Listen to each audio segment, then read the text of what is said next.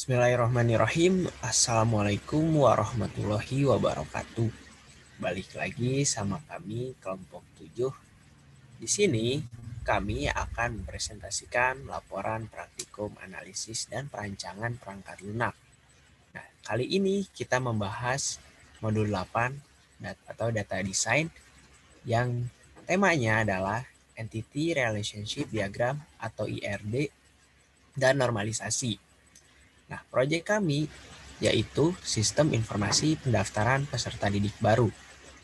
Seperti biasa, kelompok 7 diketuai oleh Puji Sudaryanto dengan NIM 165. Kemudian ada saya, Rifki Pratama Junior, 157. Kemudian ada Rindu Tegar Senjawati, 159.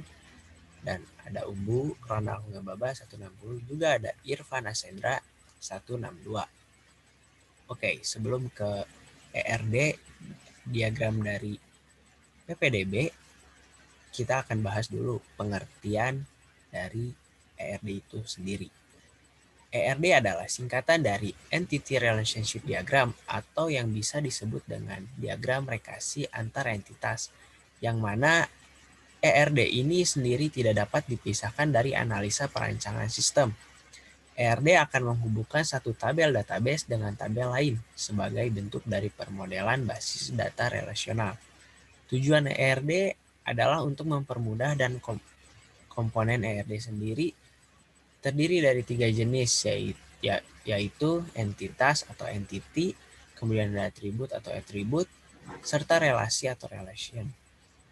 Pengertian ERD secara umum adalah sebuah model yang berguna untuk mengatur hubungan antar entitas atau tabel yang ada dalam sebuah database, antar himpunan entitas satu dengan lainnya, memiliki keterhubungan atau relasi yang tak bisa dipisahkan. Entitas yang dimaksud adalah hal tersebut adalah tabel. Sementara itu tujuannya ialah untuk memenuhi kebutuhan sistem analisis di dalam merampungkan pembangunan ataupun pengembangan dari suatu sistem. Kemudian fungsi ERD sendiri itu adalah dalam analisis perancangan sistem yaitu sebagai berikut. Yang pertama, melakukan pengujian sebuah model yang telah dibuat. Yang kedua, mendokumentasikan data yang terdapat dalam sistem basis data, yakni dengan cara menganalisis serta mengidentifikasi setiap objek ataupun entitas dan juga relasi atau hubungan yang dimilikinya. Yang ketiga, menjalankan hubungan antar data yang mempunyai keterkaitan IRD berdasarkan dari suatu objek yang mana dihubungkan dengan suatu relasi yang ada. Dan yang keempat, memberikan kemudahan di dalam menganalisis database dengan cara yang lebih cepat dan juga murah. Oke, kemudian model data akan dilanjutkan oleh Puji. Silakan Puji.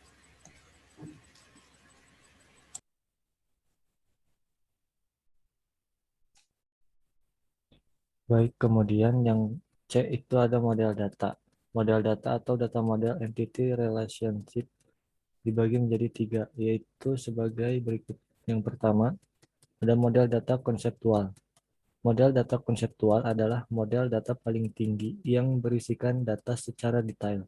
Umumnya, model ini mendefinisikan entitas data yang bersumber dari referensi utama sehingga bisa digunakan sebagai suatu organisasi. Kemudian yang kedua ada model data logis. Untuk data model logis ternyata tidak memerlukan adanya model data konseptual. Ini karena model logis satu ini lebih rinci jika dibandingkan dengan model data konseptual. Kemudian yang ketiga ada model data fisik. Model data fisik adalah pengembangan dari model-model bentuk data logis. Pengembangan dari model data satu ini umumnya digunakan sebagai database. Lalu ada simbol dari entity relationship diagram, yaitu simbol kotak, namanya entitas. Entitas adalah suatu objek yang dapat diidentifikasi dalam lingkungan pemakai. Lalu ada simbol relasi. Relasi menunjukkan adanya hubungan di antara sejumlah entitas yang berbeda. Dan ada simbol atribut. Atribut ini berfungsi mendeskripsikan karakter entitas. Atribut yang berfungsi untuk diberi garis bawah. Lalu ada garis. Garis sebagai penghubung antara relasi dan entitas atau relasi dan entitas dengan atribut. Selanjutnya ada normalisasi. Pengertian dan tujuan akan dibacakan oleh Umbu. Silakan.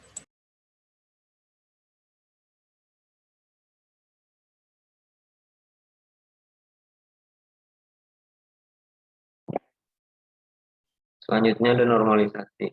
Yang pertama pengertiannya, normalisasi adalah proses pengelompokan atribut data yang membentuk entitas sederhana, fleksibel, dan mudah beradaptasi. Sehingga dapat dipastikan bahwa database yang dibuat berkualitas baik. Tujuannya itu ya ada dua.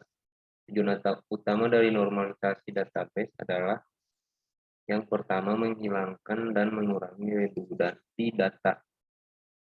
Yang kedua memastikan dependensi data atau data berada pada tabel yang tepat.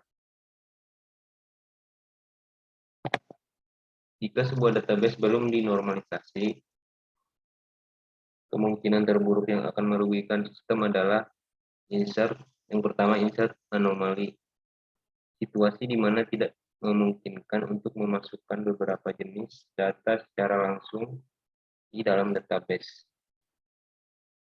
B. Ada update anomali.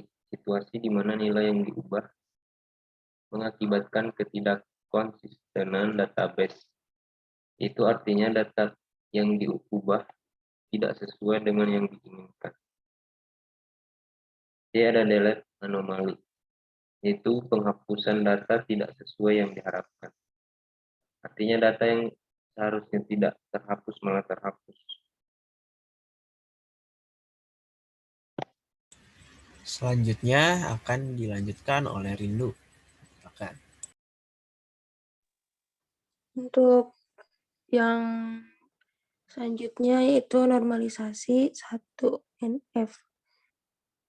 Suatu tabel dikatakan 1NF jika dan hanya jika setiap atribut dari data tersebut hanya memiliki nilai tunggal dalam satu baris. Jadi, tabel yang belum dinormalisasi tadi perlu diubah. Inti dari normalisasi 1NF adalah tidak boleh ada grouping data ataupun duplikasi data. Dan selanjutnya untuk normalisasi kedua, yaitu syaratnya adalah tidak diperkenankan adanya partial functional dependency kepada primary key dalam sebuah tabel. Functional dependency adalah setiap atribut yang bukan kunci atau non-key bergantung secara fungsional terhadap primary key. Intinya adalah pada tahap normalisasi kedua, tabel tersebut harus dipecah berdasarkan primary key. Selanjutnya akan dilanjutkan oleh Irfan. Silakan. Selanjutnya ada normalisasi ketiga, yaitu pada normalisasi ketiga dapat diperkenankan adanya parsial, yaitu transitive dependency dalam sebuah tabel. Transitive dependency biasanya terjadi pada tabel hasil relasi atau kondisi di mana terdapat 3 atribut, yaitu atribut A, B, dan C. Kondisinya adalah A lebih besar daripada B dan B lebih besar dari C. Maka C dikatakan sebagai transitive dependency terhadap A melalui B. Intinya pada normalisasi ketiga ini atau 3NF ini, jika terdapat suatu atribut yang tidak bergantung pada primary key, tapi bergantung pada field yang lain, maka atribut-atribut tersebut perlu dipisah ke tabel baru.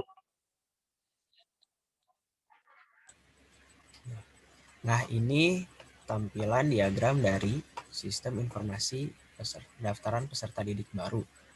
Mungkin akan dijelaskan sedikit oleh Irfan. Bisa dilanjutkan.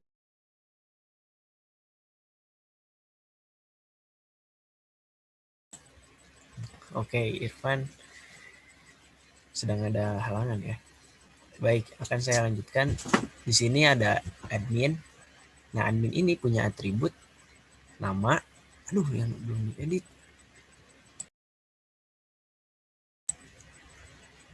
Oke, skip dulu. Bentar.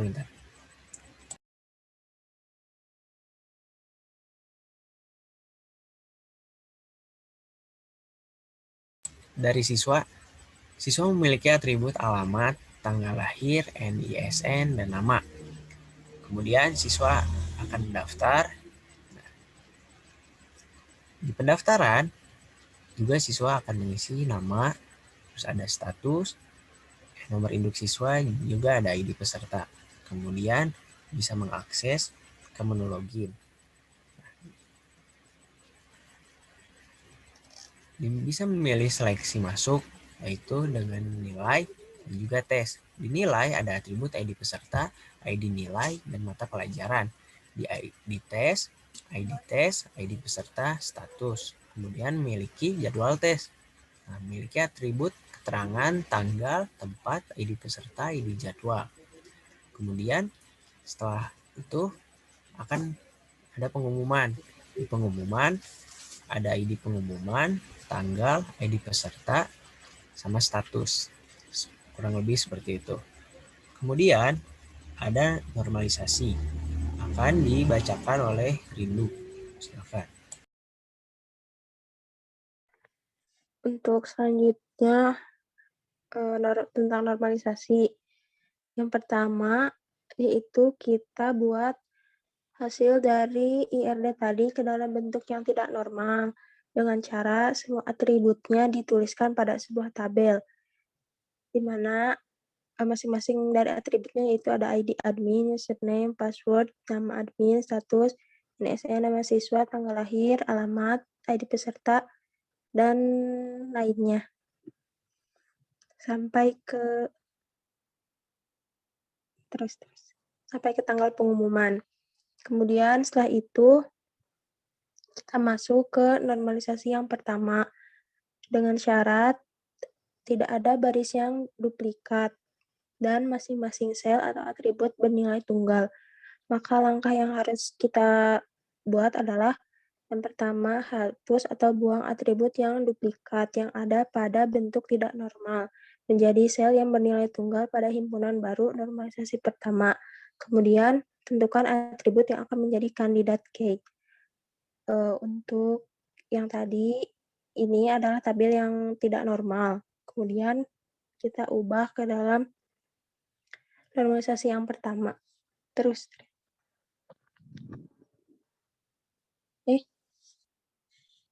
Bentar ke atas lagi. Oh, ini hasil dari normalisasi pertama dari bentuk yang tidak normal tadi, di mana ada ID admin, nama admin, status. Kita menghilangkan tadi kan di setelah status ada username dan password. Jadi kita hilangkan yang duplikat-duplikatnya sehingga hasilnya lebih sedikit dan tidak ada yang duplikat.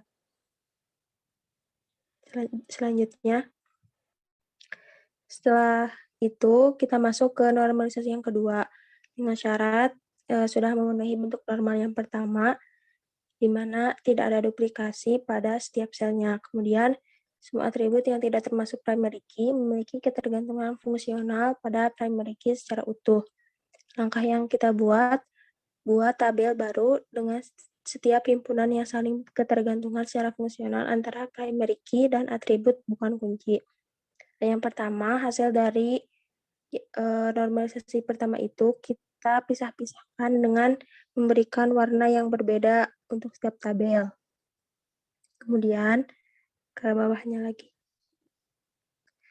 Kemudian, setelah disesuaikan dengan warna-warna yang telah kita buat, maka kita bisa menentukan normalisasi yang kedua dengan cara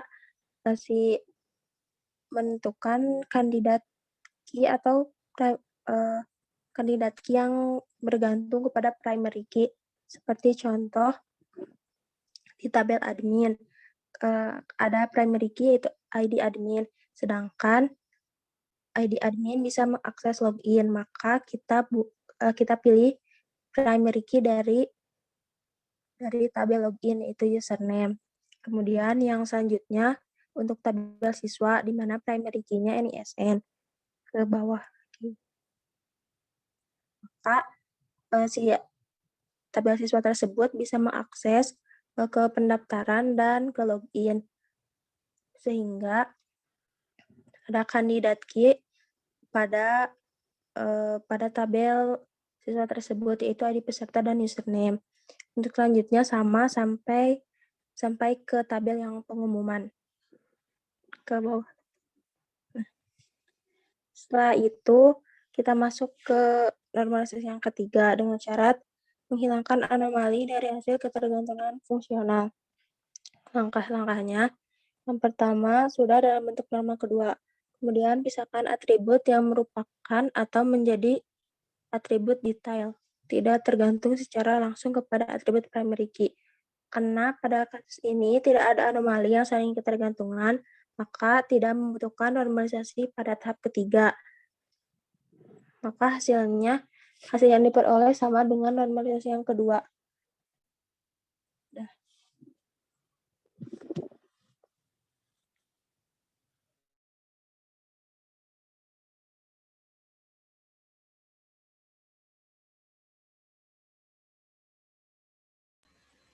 Untuk tabel kontribusi akan dibaca oleh Irfan. Untuk tabel kontribusi kelompok 7 yaitu yang pertama ada Puji Sudaryanto sebagai ketua kelompok. Kontribusi mencari bab 1. Yang kedua ada Rifki Pratama Junior sebagai anggota. Kontribusi membuat ERD. Lalu yang ketiga ada Rindu Tegar Senyawati sebagai anggota. Kontribusi membuat normalisasi. Lalu yang keempat ada Mbu Ronald Hungababa sebagai anggota. Untuk kontribusi yaitu bantu-bantu. Yang kelima ada Irfan Asendra untuk kontribusi merapihkan laporan. Terima kasih.